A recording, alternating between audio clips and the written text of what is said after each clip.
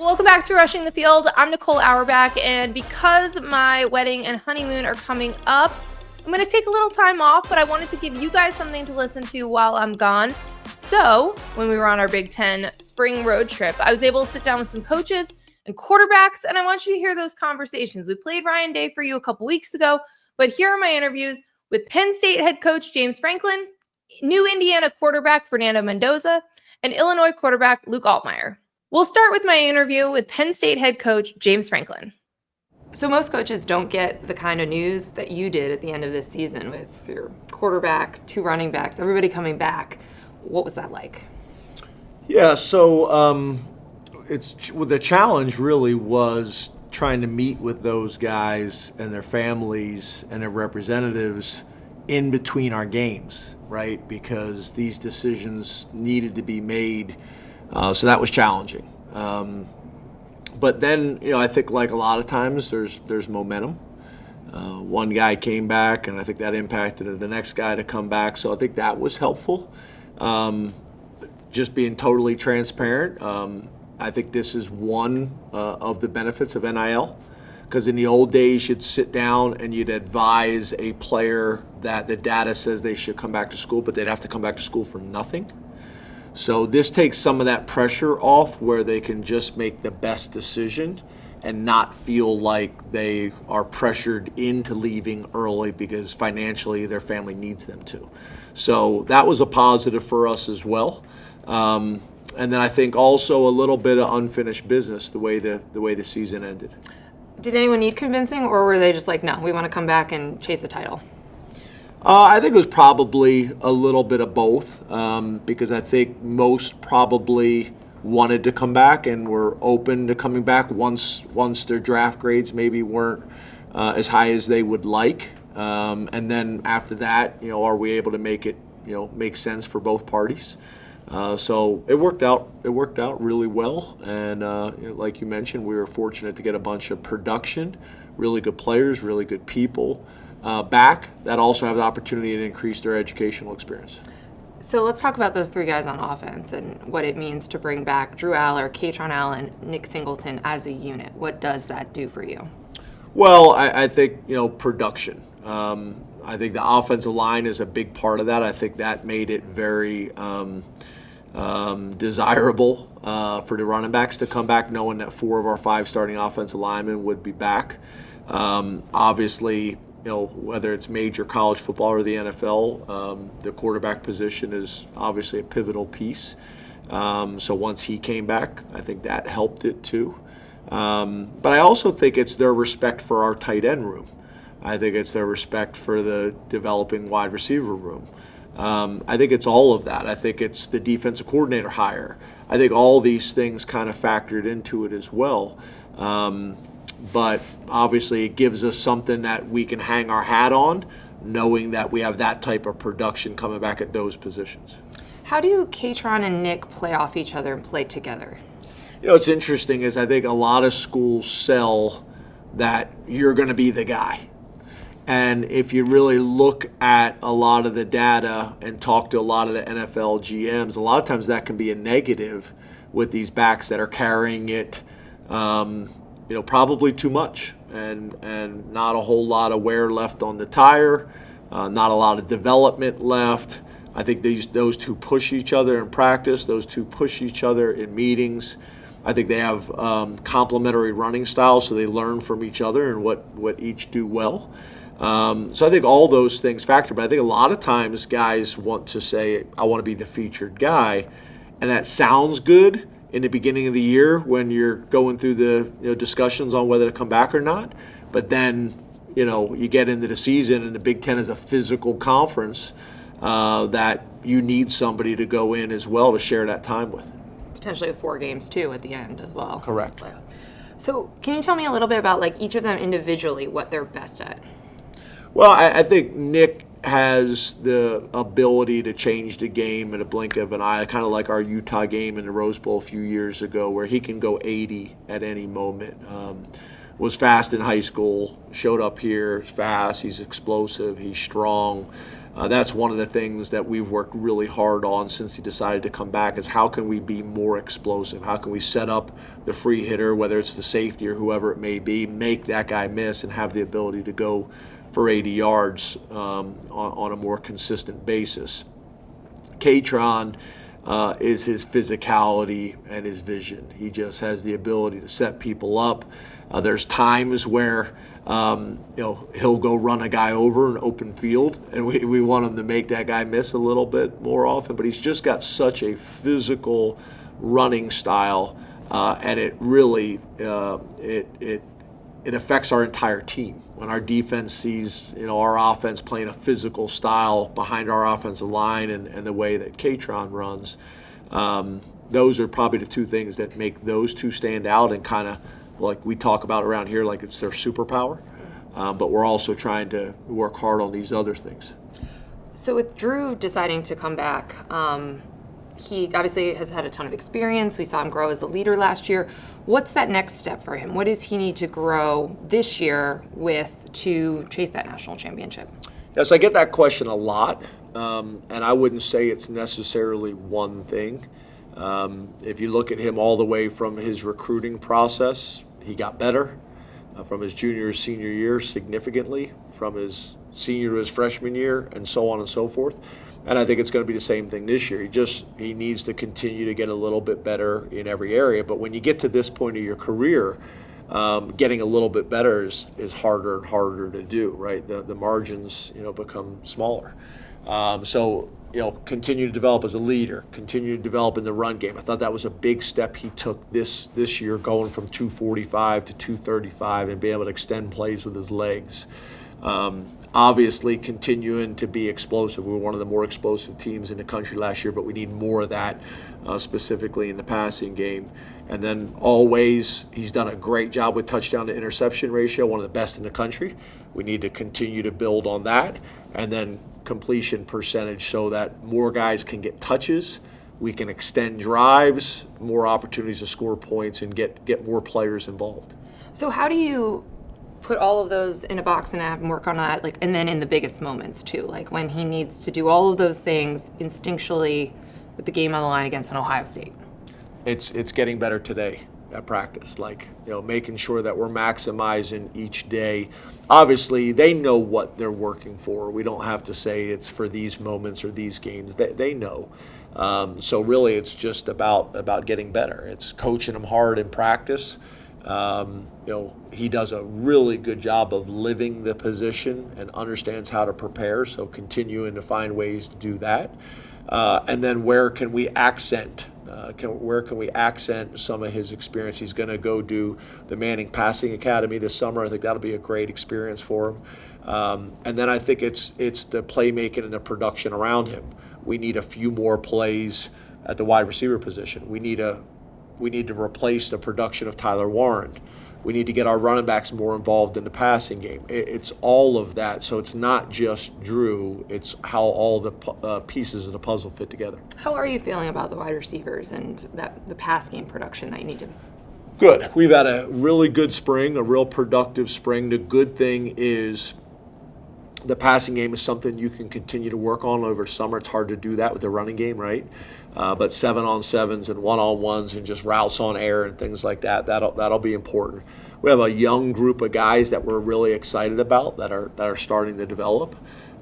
We got some transfers in as well, and those guys kind of made an immediate impact this spring. And then we got some older guys as well that have shown some flashes, and we just need consistency. That's the thing, not just at a wide receiver position, but really pretty much every position in major college football. They all have the ability to do it one or two times, and we need them to do it on a consistent basis. And to your point, against the biggest opponents. So you guys shocked not just the Big Ten, but the country by hiring Jim Knowles a couple days after Ohio State wins a national championship. How big has that hire been for you, and what does Jim bring to Penn State? Well, first of all, he's been great. He doesn't say a whole lot. He's a man of few words. He's from Philadelphia, Pennsylvania. Went to St. Joe's Prep, one of the more prestigious high schools in the United States. And then obviously we've been able to compete against each other for the last couple of years. When he was at Duke as the defense coordinator, he came and visited us for a couple of days. So that was helpful. But yeah, I think whenever you can go out and increase the talent in the building, whether that is coaches, players, whatever it may be, we want to be aggressive doing that. And when this became a real opportunity, with the support of our administration, we were able to get it done. So he's got a unique perspective on the conference. He's got a unique perspective on us, and this spring has been phenomenal. Is it like, it's obviously it's a plus for you guys, but also to take them away from a rival, does that help? Well, for us, I'm just focused on trying to get the best people we can in our football building here. Obviously, there's people that are gonna spin that part of the story, and I get it. It's a fair point, but that was not the reason for it. It just came down to one of the best defensive coordinators in college football was available, and we made a run at him. The challenge was that when we were looking for one, so was Notre Dame. Yep. So was Oklahoma, and then Ohio State trying to keep them. So it made it probably a little bit more challenging than I would have liked. But at the end of the day, I'm really glad he's part of our family and in our building. You've talked a lot about alignment and how strong it is now at Penn State, and obviously that plays into being able to make a hire like that. What does alignment mean when you talk about it? Well, I think when you talk about where we're trying to go and what the expectations are, it's almost impossible to do it without it. And when I came to Penn State at a challenging time, with an interim president and an interim AD, I wouldn't necessarily say that was alignment. So we've worked hard to get to this point. Our president, Neely Bendapudi, has been phenomenal. I hope you get a chance to interact with her one day. She's a ball of positive energy. She loves students. She loves teaching. And then obviously being able to go hire Pat Kraft, who played football in the Big Ten. He is a bulldog. He's a bulldozer. He is everything you want in an athletic director, because you feel like he's in the foxhole with you trying to get these things done. And there's just been a lot more yeses to maybe small things, but those small things add up, just like those small no's add up too. So that's what it's all about. And for us to go where we want to go, it can't be just this building trying to get there. We need alignment from the very top. Do you think that you guys now have the best coordinators in the country? I think we're a part of the conversation of the best football staff in the country with the best coordinators. Obviously, Andy Kotelnicki came in and did a great job for us out of Kansas. Obviously, hiring Jim Knowles and what he was able to do, one of the most impressive 2-year stretches of a defensive coordinator statistically. And then a guy that people are not talking about enough is Justin Lustig, our special teams coordinator. Has done a great job and has got a phenomenal resume. And then the assistants have been phenomenal. So I'm very proud of the staff that we've been able to put together, that we've been able to develop, that we've been able to hire, and we've been able to retain. Great staff, veteran players returning. We've seen Michigan and Ohio State do that and win national championships. Is it trying to take a little bit of a page out of that playbook as you guys reload for this season? Well, I think you're always trying to learn from your own program. You're trying to learn from your own experiences. But yeah, then I think you're also trying to kind of look at what's going on in the NFL, learn from that. Obviously, being where we're at and having Philadelphia just won the Super Bowl, there's helpful experiences to learn from them. And then also teams in our conference and nationally as well. You need to be studying best practice so that you can figure out what's best for Penn State and our community and our university. And all of that is a factor.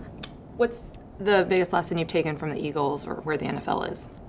Well, obviously, right now, college football is as close as it's ever been to the NFL and professional sports. But I think you look at the Eagles, and I think that's a great example of alignment. Last year, could make some arguments that maybe they had some challenges, and they stick together. They double down on the things that they believe in, and make a phenomenal run for the city of Philadelphia and the state of Pennsylvania. And I think there's also just a ton of examples, whether it's Saquon or their head football coach, just people that are authentic leaders. They're comfortable in their own skin and how they do it. And I think that's as important of this process as anything, is people being comfortable in their own skin and leading and being aggressive from the front. You mentioned how you don't really have to tell the players what they're playing for, what they're working towards. So is there still pressure with you guys trying to take that next step, win those big games, win Big Ten championships, national championships, or is that more outside the program? Yeah, I think it's more outside. I mean, I'm not going to act like there's no pressure. Nobody feels that. That would not be being transparent. But I would also say, like, if you're living a lifestyle as the head coach and you feel the pressure all the time, then you probably shouldn't be the head coach. If you're the starting quarterback at Penn State and you're constantly feeling that pressure, then you probably shouldn't be the quarterback at Penn State, right? Like, there's just part of that when you decide to come to a place like Penn State, this is what comes with it, right? You don't fill up a 107,000 seat stadium consistently like we do without people being passionate and fanatical, right? So this is why you chose Penn State. This is why I came here as the head coach, to have these type of opportunities and playing these type of games, and it's the same way our players. And I think every once in a while you need to be reminded by this, right? We chose this. And I think that's an important reminder for all of us. So when you're talking to fans, when you're talking to alumni about this upcoming season, and everyone knows what's at stake and how loaded you guys are, what do you tell them? The same thing I've been saying for 15 years as a head coach is 1-0 and Nevada. That's really all that matters. Everybody wants to point at the games on the schedule they think are important. Lose to Nevada and find out how important that game is, right? So we just want to get better every single day. We want to focus on the task at hand.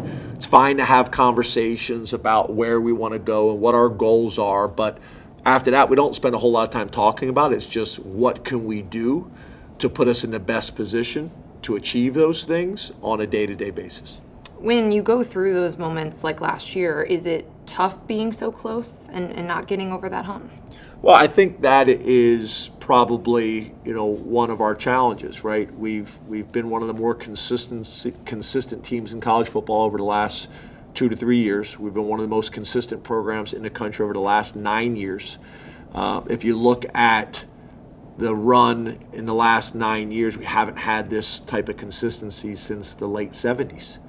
So we're very, very proud of that. But I also think those close losses can be really difficult for the fan base and alumni to deal with, because you feel so close. So there are positives that come from that, but there are challenges. And for us, we're going to focus on the positives and then continue to say, what are some of the decisions that we need to make?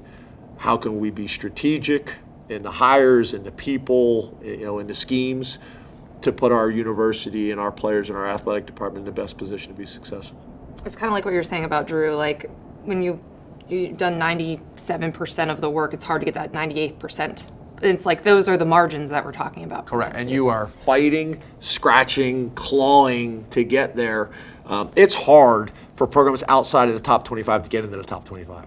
You get in the top 25, it's hard to get into the top 15.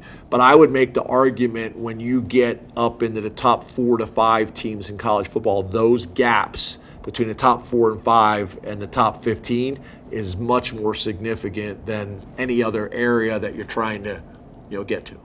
It's funny, I was watching Rory McIlroy at the Masters, kind of like avenge, a place that had tough losses and like the catharsis there. A, did you watch that? And B, did you see, that's what it's going to be like when Penn State, eventually gets it done here? Yeah, we did watch it. I did watch it. I think most people did, because you just saw, how it was finishing up and how exciting it was. But yeah, those are the moments that I think everybody loves about sports, right? To see an unbelievable match, an unbelievable game, whatever it may be, overcome adversity and find a way to have success. So I think, that's kind of why people love sports, I think, to see these types of stories play out. So you guys had experience playing multiple rounds of the expanded playoff. Do you think it's easier or harder to win a national championship with this format? I think it depends on which school you are and how the thing plays out. I think I will say this: playing the longest season in Penn State history was 16 games. That was new for everybody, right?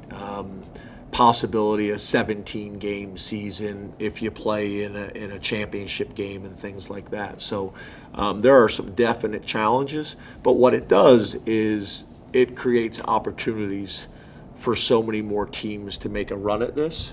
And I also think it allows the regular season more teams to still be in the thick of this. So I think that's been really good for the sport. And I think people were concerned about that. Would it devalue the regular season? I actually think it did the opposite.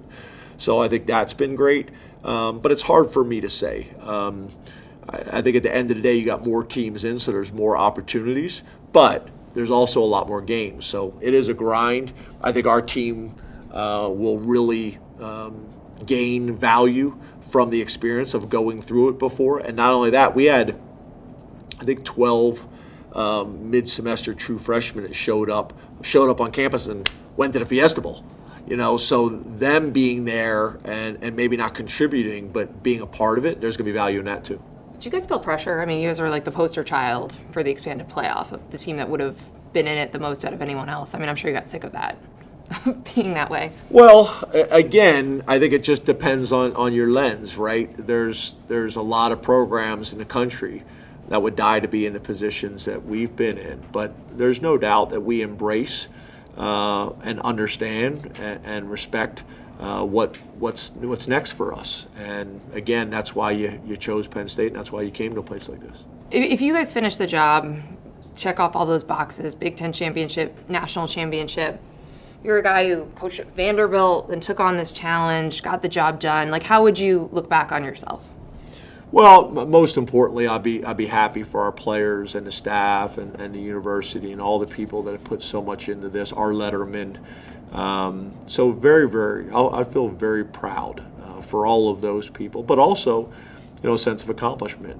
What we've been able to do with our time at Vanderbilt, like you mentioned, and then to be able to come to Penn State at a challenging time and change the narrative pretty quickly. We respect and appreciate those things and understand how hard they are. That next step would allow people to just embrace our entire journey, which I think is worthwhile. When you said that it's like this is what you sign up for, like it's hard and there's a lot of attention and expectation. When you think back about when you took the job to now, did anything surprise you about that or about this place? Oh yeah, I mean, again, you remember when I took the job, there was a ton of surprises, right? There was a ton of things that you had to work through. This college football model is very different now with the transfer portal.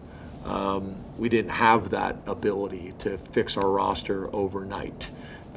So yeah, there was a ton of challenges, a ton of things that we had to overcome. But I think that's what makes it so rewarding, right? That's why you do it, and that's why we took on the opportunity and took on the challenge. So yeah, tremendous sense of pride in all of those things. And again, that's where, when we have the ability to finish the job, then I think that complete story can be told and recognized. So Fernando, walk us through the decision to come to Indiana. Yeah, so it was a very tough decision to leave Berkeley. Love the community there, the school, the Calgorithm, all great supporting factors of the Cal community. And the Berkeley, education system was just splendid. So before I left, I needed to make sure that I got my degree, having such a prestigious degree at the Haas Business School. And that's something that I'm working on right now to finish around the summertime at this point. But after that, I knew that I wanted to take my talents somewhere else, as there's been a lot of staff overturn, especially on the offensive side. Coach Wilcox and staff have done a phenomenal job on defense. However, whenever talking to scouts or hearing, or just honestly analyzing my own game, I realized I needed to develop as a quarterback into a pro-ready quarterback and really align with my NFL goals. So how much did your brother's experience here in Bloomington impact that decision when you're, in a crunch time and trying to make a decision as a part of the portal? Yeah, so the portal nowadays is like speed dating. You're there for 1 or 2 weeks rather than a normal high school recruitment, which is 6 months to a year to 2 years. So in these 1 or 2 weeks, you're trying to find out as much information as possible about each school. And that was extremely easy for Indiana, as my brother was here, knows all the intricacies of the school, the good, the bad, the excellent.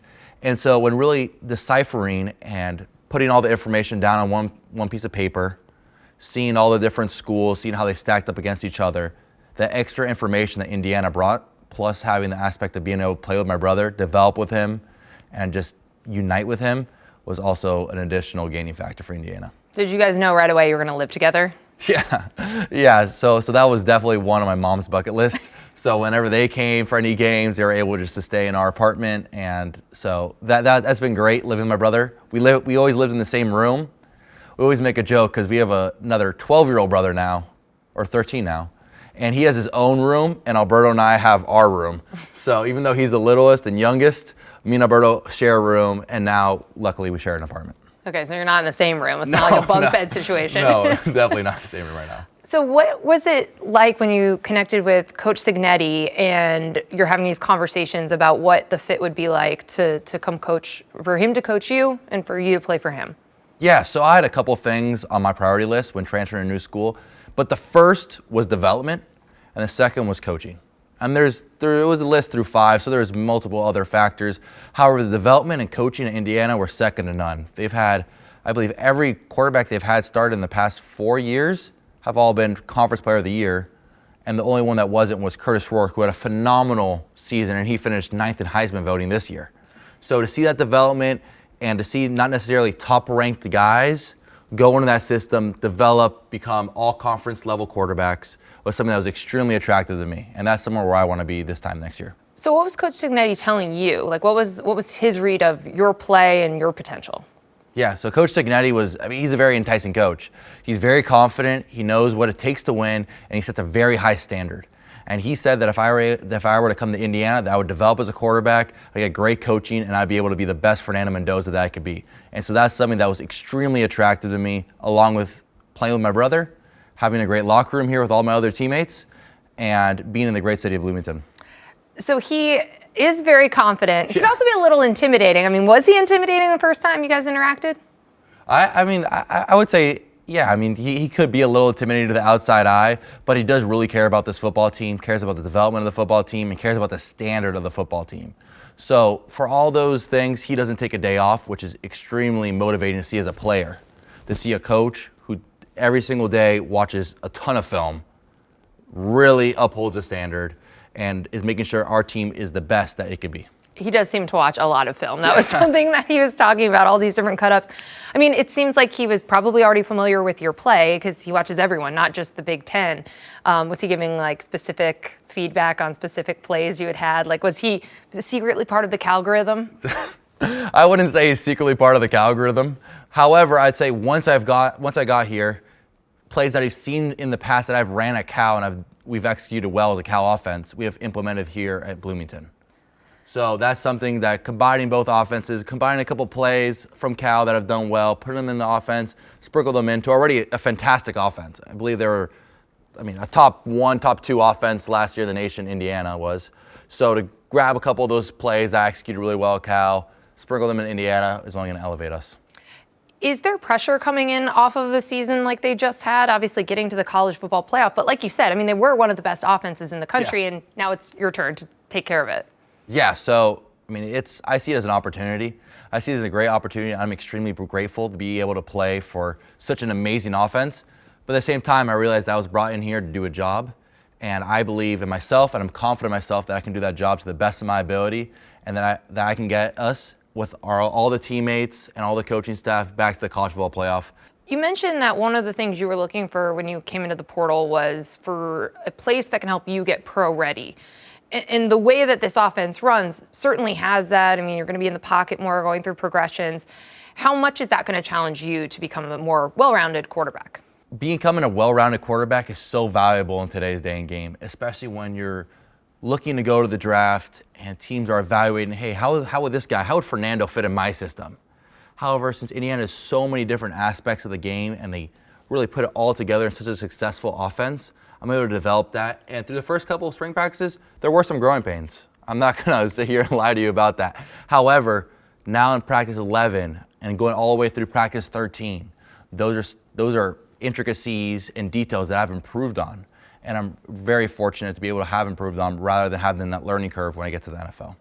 So your brother has spent more time with this playbook Yes. than you have. So how helpful is that to have when you're, trying to get this crash course? Yeah, it's extremely helpful as we have a new quarterback coach, Coach Chandler Whitmer, and he's been phenomenal. He's been a blessing to our quarterback room. And Alberto, was actually the only quarterback in our quarterback room now that was a participant of last year's team. So being able to get the crash course of the offense from both of them has been amazing, has increased my knowledge of the game exponentially. I've been processing so much faster. My footwork's been better. My decision-making's been a lot better as well. So having that from my brother, who's seen all these plays, has seen a very successful quarterback in Curtis O'Rourke operate the system at an extremely high level. And to see that, having Alberto's experience, Coach Whitmer's experience, Coach Shanahan's, and Coach Signetti just makes it a perfect storm. So he is getting reps, like we saw him at practice. Did you bump him down the depth chart? Like, what was his feeling when he first said, like, yeah, come here, but this might take snaps away from me? Yeah, so nowadays with Indiana being such a football powerhouse and the transfer portal, it honestly is quite a whirlwind of an entire process and how, especially the quarterback position works nowadays. I believe that I saw a stat that it was around 65% of all starting quarterbacks have transferred at some point. And although you want to be loyal to your school, and I believe, and it still breaks my heart that I needed to leave Berkeley and leave Cal, as my heart still goes out to them. I wish them all the best, and I really did love that community. At some point, there's always that you need to go to a different venture. You need to branch out and maybe push yourself a little more in order to grow a little more. And that might be, and that was a risk that I was willing to take. However, at the same time, Indiana already stated to Alberto that they were going to bring somebody in to be the pronounced starter at the beginning of the year. And I had full confidence that Alberto would be able to compete with anybody. Like, he competes with me. I mean, he has a lot of the better practices than I do, as he's a phenomenal quarterback. But at that moment where it was like going to be somebody else, I was like, might as well just be me. I get the coaching development. I leave. He takes over. It'd just be a great situation. Yeah, just like Mendoza to Mendoza. Yeah. So it wasn't like he was gonna be given the job. Obviously, we always need to compete for everything. Yeah. I'm still competing with my little brother. We're going back and forth. The starting quarterback has not been announced, but it was either myself or somebody else for that position. Do you ever think back to when you're being recruited and just the idea, like, you might have gone to an Ivy League school, like, just to go from all of that to now the Big Ten and a team that just played in the college football playoff? It's crazy, and I'm extremely large in my faith, and so is my family, and my mom and dad have instilled in me. And it truly is absurd to feel that if Cal hadn't come calling, I would be at an Ivy League school, and how different my life would have been. Maybe I wouldn't even be playing football anymore. Maybe I would be in banking or whatever, a lot of the kids do at Yale. So to have both those opportunities, Yale and Cal, I'm extremely grateful for, and I'm just really trusting in God's plan for me. So, growing up in Miami, was the dream to play for Miami, to be a Hurricane? Yes, the dream was to play for Miami as a Hurricane. And once I entered the transfer portal, Miami was recruiting me. However, it didn't work out on both parties. However, I do wish Coach Cristobal and the Miami staff the best of luck this season, as they are phenomenal people. Coach Cristobal is also a fellow Cuban. He also went to our high school, Christopher Columbus. So there's a lot of ties there, and he's a phenomenal human being. However, it just didn't end up working out, especially with timing, as Indiana's season got finished a little earlier than Miami's, because Miami had a very late bowl game and kind of the whole sense of it. But it was always a dream. I actually live on the U-Miami campus. I could walk to their practice field pretty easily. I'd say it's a 5-minute walk, if that. And yeah. There's not a lot of Cuban college football players. I mean, how much of a point of pride is that?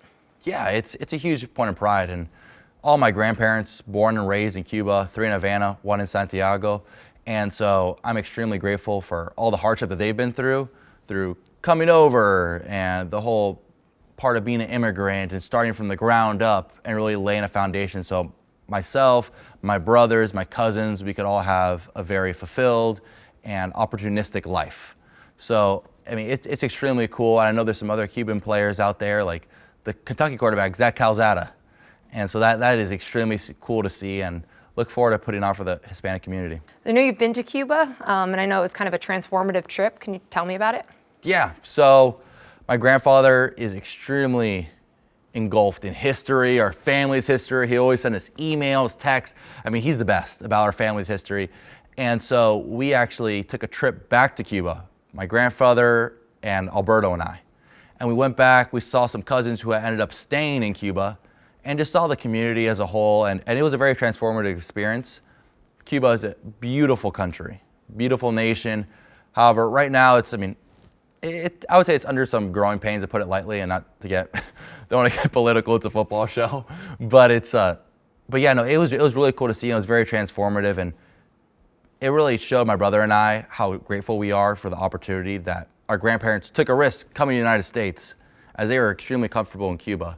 Similar to I was very comfortable in Cal, taking the risk to Indiana. I mean, it could pay off. I could look back and be like, oh, well, maybe I should have stayed over there with the algorithm. But it was a risk that my grandparents and I were both willing to take, and both extremely grateful for, and both looking forward. So your grandparents had mango trees in their backyard when you guys were growing up. So tell me a little bit about this, because it sounds like you and your brother were entrepreneurs. Yeah. So my brother and I, we always hung out together, and at that point, there wasn't much technology. I would say the Wii was out, and so that was the big thing. But at a certain point in time, my parents cut us off. They're like, you only get an hour a day on weekends and stuff like that. So we needed something to do with our free time. And we actually have a mango tree in our backyard, and our grandparents have a mango tree in their backyard as well. And we live on the same block. So a couple houses over, and it's their house. And we also had a couple other neighbors who also had mango trees that we're essentially like family friends with, or they say in Cuba, Cuban cousins with. So my brother and I, we respectfully asked my grandparents, the neighbors, and our parents if we can take the mangoes. They're like, yeah, sure, because there's so many mangoes during that summer mango season that at some point you could only take so much mango before they go rotten. And I think they just wanted, when Alberto and I were sixth graders, they were like, ah, sure, these kids can have it. So we got our little wagon. We go around door to door sales, and we'd be like, oh, who wants to go? And Bro's like, all right, I'll take this house. You take the next house. And so it was always going door to door sales, saying, hey, we have better prices than Publix, better prices than Kroger's, all the other supermarkets. We're here right now. We can give you a deal. We just need cash. So, did people buy them? People did buy it. People did buy them, and I wouldn't say we made a lot of money, especially if we didn't have a business license. So IRS, please don't come after us. But it was a fun experience. It was a fun experience, and I think that it definitely developed our character a little bit and got us into that overcoming the flinch of, hey, we want to go in the cold tub, it's not great. We want to take a cold shower, it's not great.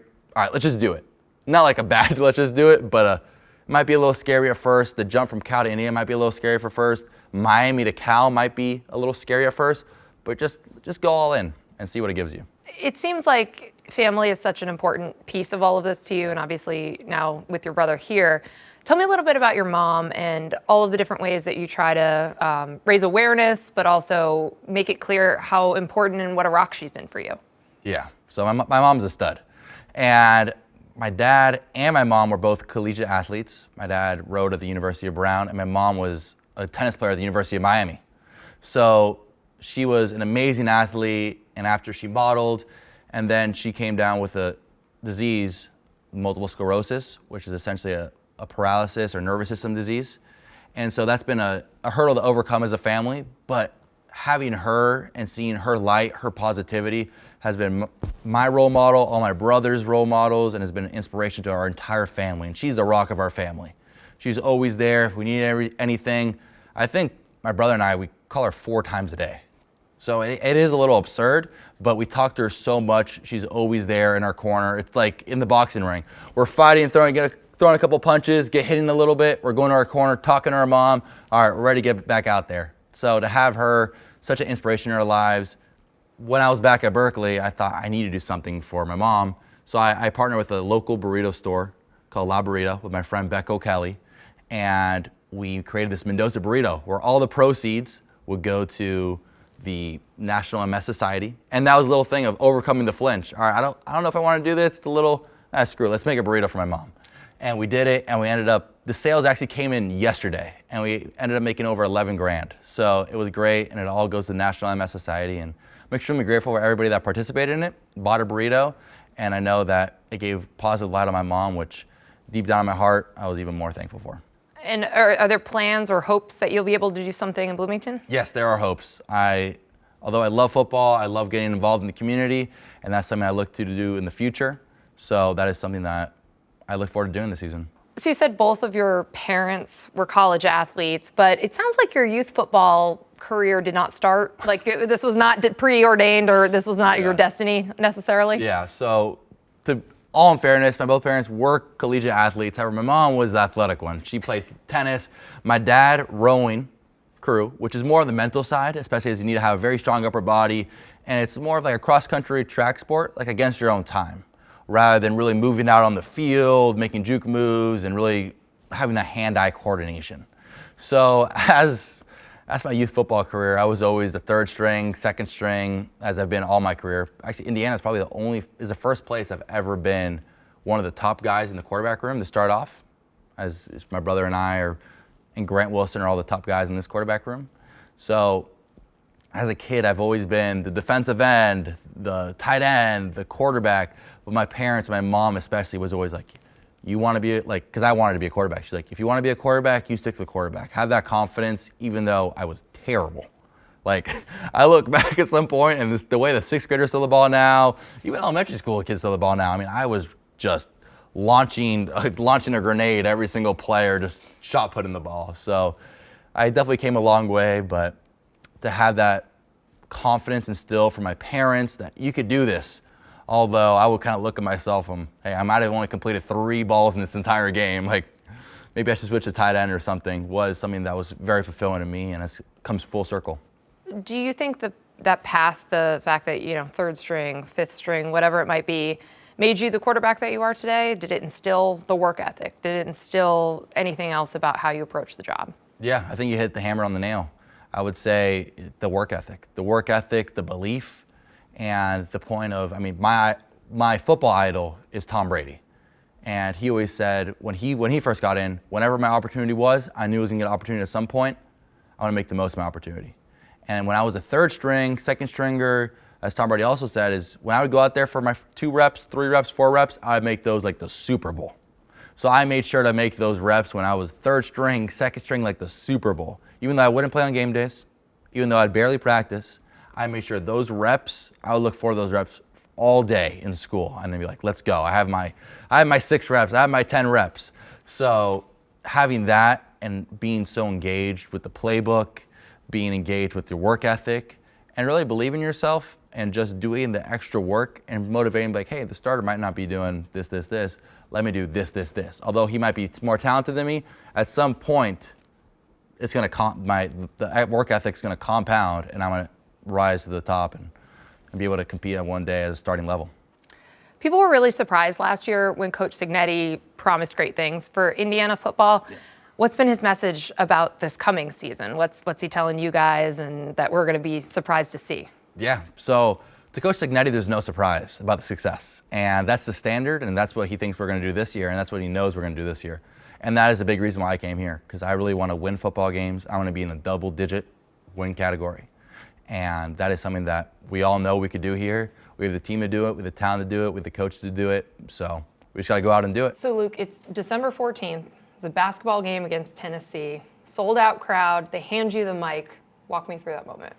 Incredible. It's hard to put into words. A moment that had, been created by so many great people around me, with the media team and the coaches and all the people around me who helped create that moment, first of all. But a moment that you always dream about, to be in a moment like that, to be cheered for, to be recognized like that, is something that, as a kid, as me wanting to be a college football player, you want to be, felt as seen, recognized, and cheered for. It's to be in that moment means you've done some really cool things. So it's cool, it's great. I've always dreamed about it, but I know it's important, and that's the work that I do to create those moments, to create a moment coming up in the future, hopefully, to be even bigger. So I'm super grateful for it. I'm super grateful for the people around me, but it's a moment I'll certainly remember forever, and certainly that I'll maybe probably get emotional about down the line, but it's super, super cool. What specifically was the message, if we could just relive it for a second?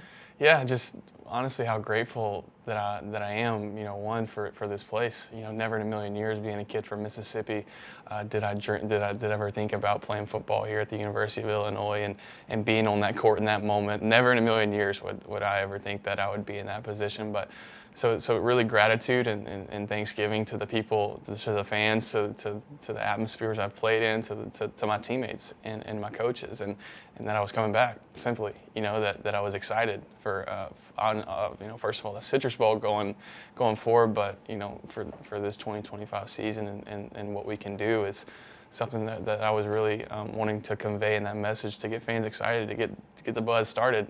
So super thankful for it. You said you never could have imagined being here playing at the University of Illinois. What did the response from those Illini fans mean to you in that moment?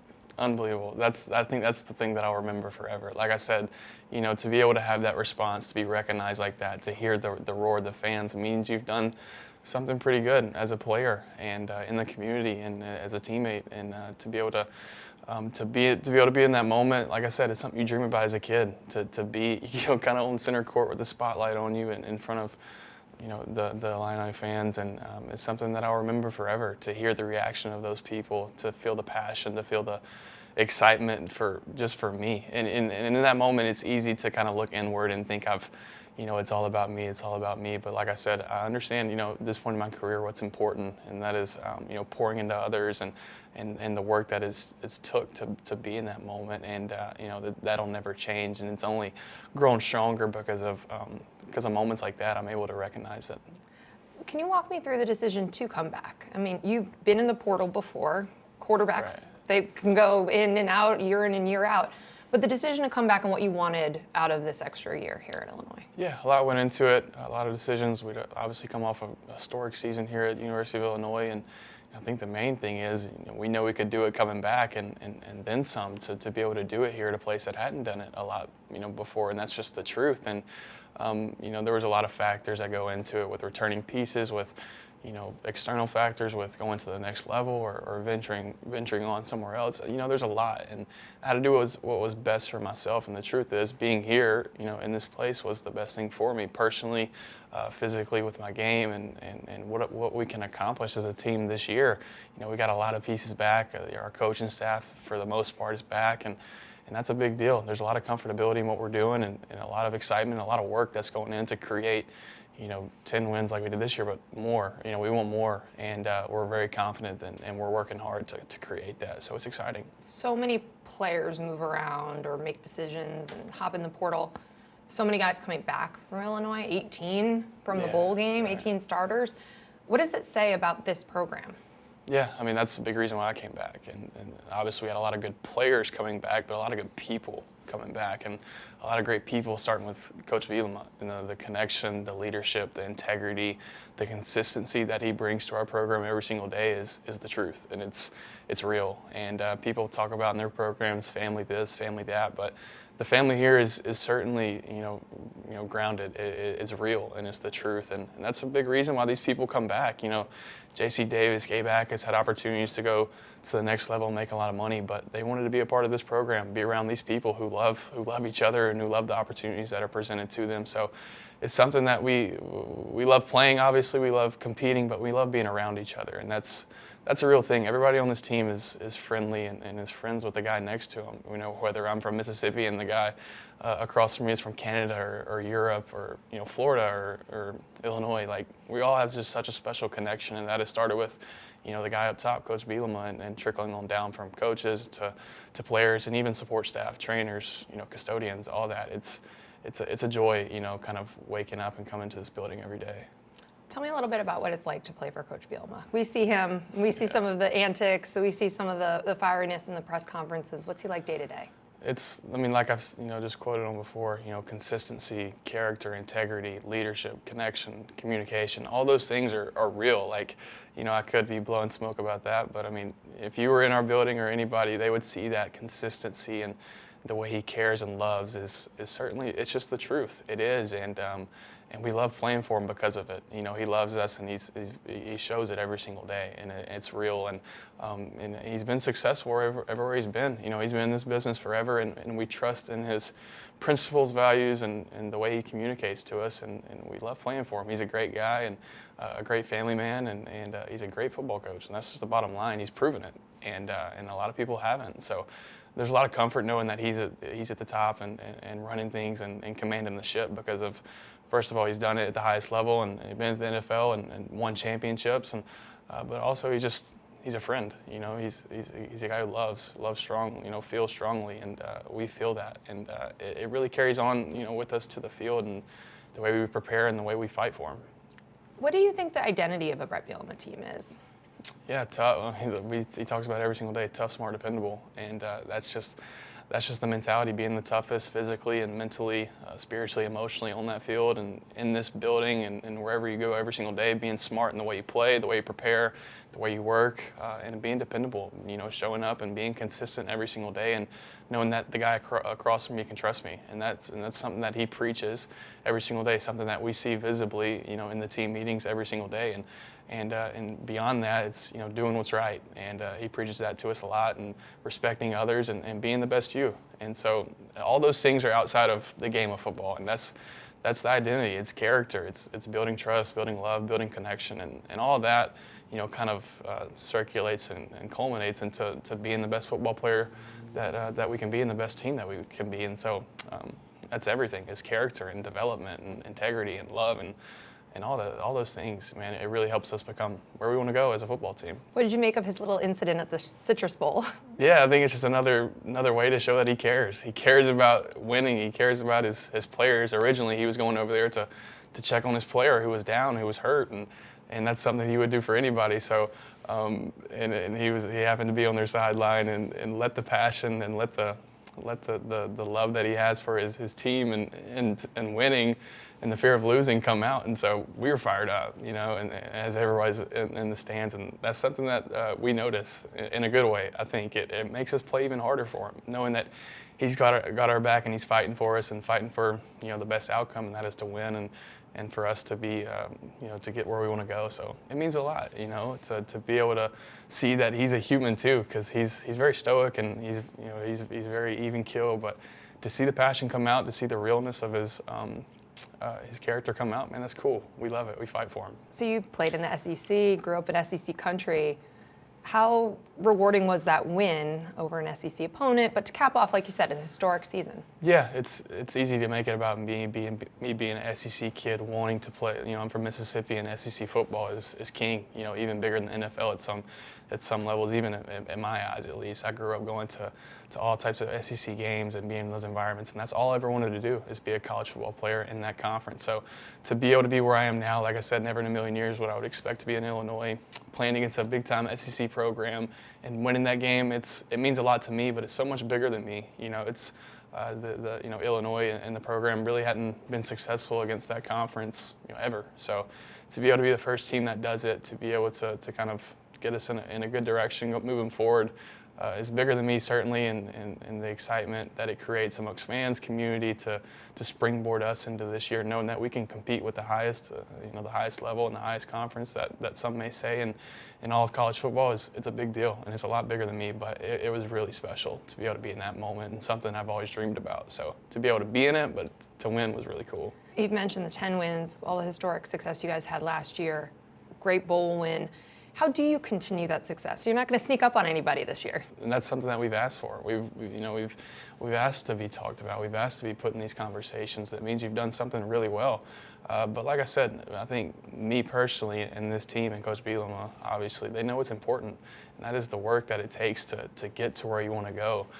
The daily mindset of just getting better, 1% better every single day, and the mindset of it's us against us. You know, if we do what we're capable of doing and maximizing our opportunities and our moments to prepare, we'll get to the pinnacle. We'll get to the mountaintop of where we want to go. But if we focus on the outside and outward and what other people are doing, you know, that'll lead to failure, I think. But we know it's important, and that is the work, and that is what we do every single day, not what we say.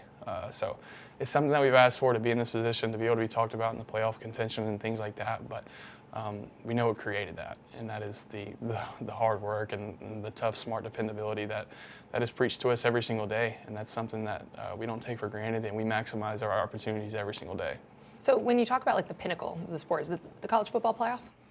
It's the highest you can go. The highest you can go, whether it's national championship, Super Bowl, whatever it is. Like we want to be our best, and we know doing what we're capable of doing, maximizing our talents and abilities, and maximizing our opportunities will take us to that. And we believe as a team that we can do it. You know, we won 10 games. Nobody gave us a shot last year. We know that with what we have returning, with the level of trust that we have amongst everybody in this building, man, we're not afraid of anybody to go compete at the highest of highest levels. So we're excited. We know our talents, we know our abilities, and we know that when we put it all together, when we focus on maximizing those moments that we have in this building on a normal day in April, it'll create such a lot of success in September and throughout January, we hope. So we work hard. We expect it too. We expect success, and that's a big piece of it. We believe and we're confident in what we have. So the highest of high that you can get, it's the college football playoff national championship. That's where we want to go. But we know working hard every single day and doing what we have to do creates it. So you, as a quarterback, you really cut down on your interceptions and mistakes last season. What were the keys to that? Yeah, it's a lot of different things. Fundamentals with kind of understanding the system. Getting back to play and the speed of the game of college football. It was really my first year starting, so I was learning, I was failing, and which was all good. But honestly, I think just exposure to the game, exposure to seeing different defenses, to understanding the people around me, to being comfortable, in my position, making decisions. So exposure and experience is one thing, but I think just the work, I really focused on it. I knew I had a lot of turnovers, kind of in that 23 season, and I knew I had to work on it, and I did. I focused on, maximizing my talents and abilities to be my best self, on those Saturdays moving forward. So I'm glad I can put my team in good positions, and I'm going to continue to work on it. And decision making is a big deal, and it puts our teams in a lot of good positions, and I understand that now going into my, kind of final year. 5 game-winning drives in the final minute or overtime, best in the country at that. What allows you to have success in those very stressful moments? Yeah, just trust, preparation, exposure to the situations. I've done it. And, I kind of just my mentality, my overall, the way I think and the way I perceive the game or just in general about how I perceive life, understanding that the moment is just the moment, and the game is just the game, and making the play within the play is all that matters. Not 2 plays down the line or 3 plays down the line. Understanding where I am on the field, the timeouts, the score, all these different scenarios. It's something I just prepare for it. That's it. I train it, and I'm not afraid of it. I'm not afraid of what I see in a defense or any of that. I trust the people around me. I trust the coaches are going to put me in good positions, and I go execute it. And that's the bottom line, because I've worked really hard to do it. And another piece of it is I love those moments. I love the pressure. I love all eyes. I love the kind of the moment where it comes down to it, and you got to make the play, and trust in your training is what I do, and it allows me to be free, and allows me to be myself and to make the necessary plays to go win the game. In those moments, does everything slow down? Like, what is it like in your brain? Well, it's kind of the opposite. The game almost speeds up a little bit, so you're almost mindless out there. You're not thinking about every little thing. You're just kind of letting your talents and abilities take over, and your preparation and your training take over. The game's sped up because it's kind of 2-minute operation. You're trying to get on the ball, get some snaps off, but I'm out there just trusting what I see, snapping the ball, and going with it. And I've realized that when I do that, when I'm not overthinking, when I'm not thinking about what could go wrong on this play, man, I'm doing what's right, and that's trusting my training, trusting my abilities, and trusting the people around me. And that has shown to be very successful for us, and I'm excited to carry that moving forward, and I'm excited for those moments.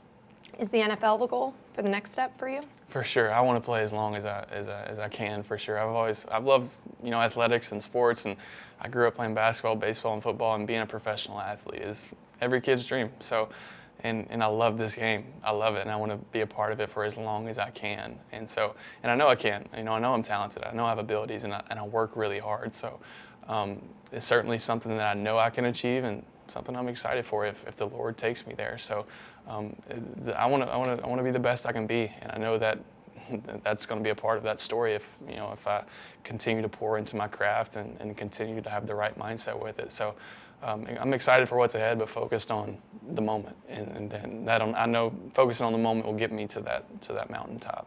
So you guys have to bring in some new talent in the receiving room.